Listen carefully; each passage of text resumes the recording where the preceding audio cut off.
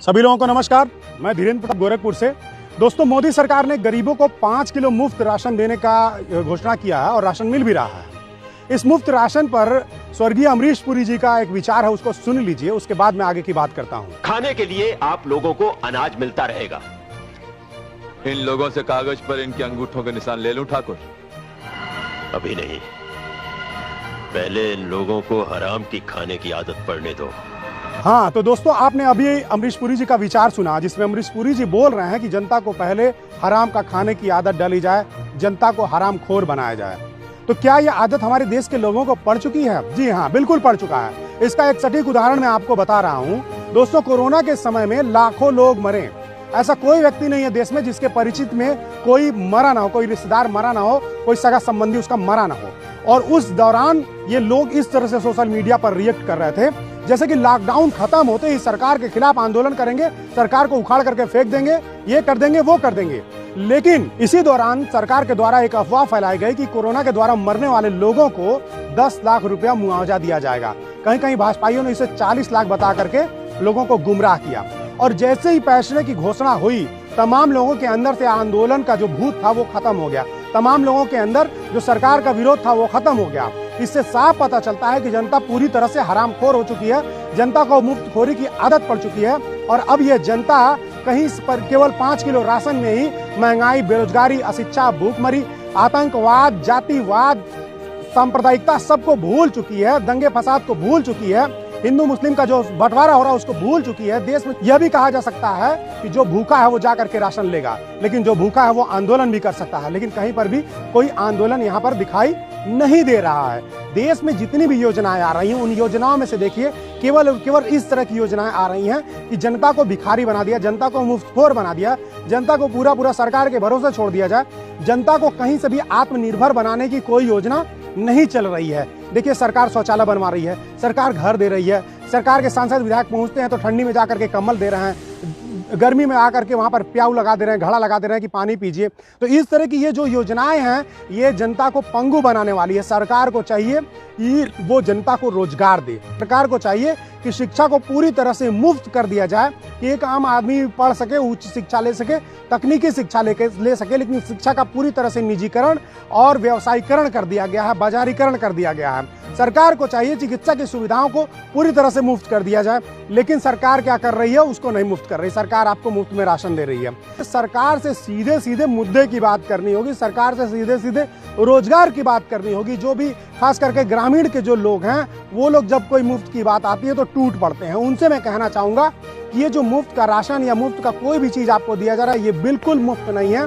ये जो आपको दिया जाता है वो सरकारी खजाने से निकाल करके दिया जाता है। सरकारी खजाना जब खर्च होता है तो सरकारी खजाने को भरने के लिए महंगाई को बढ़ा दिया जाता है, टैक्स को बढ़ा दिया जाता है, और उसी टैक्स से फिर सरकारी धन खजाना बनता है, और उसी सरकारी खजाने में से कुछ उसमें से निकाल करके आपको दे दिया जाता है और आप उसमें खुश हो जाते हैं। आप सोचिए कि पेट्रोल डीजल पर आज सरकारें 100 रुपया का पेट्रोल है तो उसमें 70-75 रुपया सरकारें जो है टैक्स ले रही हैं। मतलब 70% जो पैसा है वो टैक्स का पैसा है, और वो टैक्स का पैसा आपसे लिया जा रहा है। और मुफ्त वैक्सीन, मुफ्त में राशन, ये सरकार जो प्रचार कर रही है, सोचिए एक प्रिंटेड झोला है जिसमें मोदी की फोटो लगी हुई है, उस झोले में 5 किलो राशन दिया जा रहा है। जितने का वो राशन है उतने का ही वो झोला है।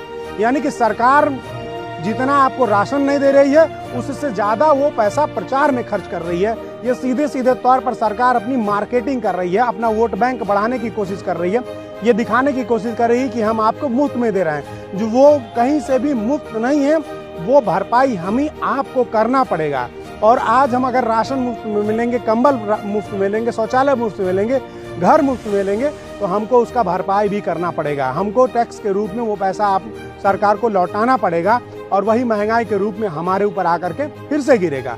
लेकिन इसके साथ साथ जो सबसे बुरी बात है कि हमारे लोगों के बीच हरामखोर बनने की प्रवृत्ति आगे बढ़ती जाएगी, भीख मांगने वाली प्रवृत्ति आगे बढ़ती जाएगी। सरकार आपको भिखारी, भिखमंगा बनाना चाहती है, सरकार आपको आत्मनिर्भर नहीं बनाना चाहती है। अगर आपके अंदर जरा सा भी आत्मसम्मान बचा है तो सरकार से भीख मांगने के बजाय अधिकार मांगिए और उनसे कहिए कि हमको रोजगार दें। सोचिए कि अगर आपके पास रोजगार होगा तो क्या आप 5 किलो राशन के लिए लाइन लगाने जाएंगे? आप बढ़िया से बढ़िया खाना खरीद करके खा सकते हैं, आप बढ़िया से बढ़िया कपड़ा पहन करके खरीद सकते हैं, सांसद विधायक आते हैं, कंबल बांटते हैं गाँव में। अगर आपके पास रोजगार रहेगा तो एक बढ़िया मखमली कंबल आप खरीद सकते हैं। सरकार आपको शौचालय दे रही है, उसमें भी खूब कमीशन खोरी हो रही है। और उस शौचालय में न तो बैठने की जगह न तो पानी रखने की जगह है।